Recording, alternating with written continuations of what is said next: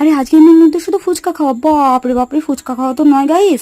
ফুচকা কাকুকে খুঁজতে গিয়ে একদম সন্ধ্যে নেমে এলো, দেখো পাখিরাও নিজেদের বাসায় ফিরে যাচ্ছে, বাট আমরা বাসায় ফিরিনি, ফুচকা তো খাবোই আজকে আমরা।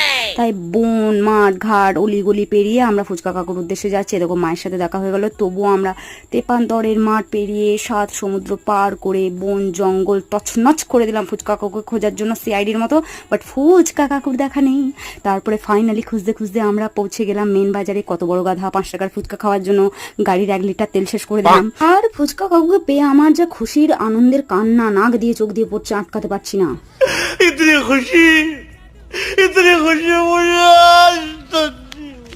কাকুর দোকানে কিন্তু ডিজেও বাজে গাইস, তাই পা নাচাতে নাচাতে রাস্তায় টোটোতে লোক পেরিয়ে যাচ্ছিল, সেটা দেখছিলাম। আর বরকে বললাম, কি গো ভুট্টা খাওয়াবে না? আর ভুট্টা খেতে খেতে দেখলাম এই পিচকিটা আমাকে দেখে মিচকি মিচকি হাসছে। তারপর ভুট্টা খেয়ে ফুচকা কাকুকে রাধে রাধে বলে সুন্দর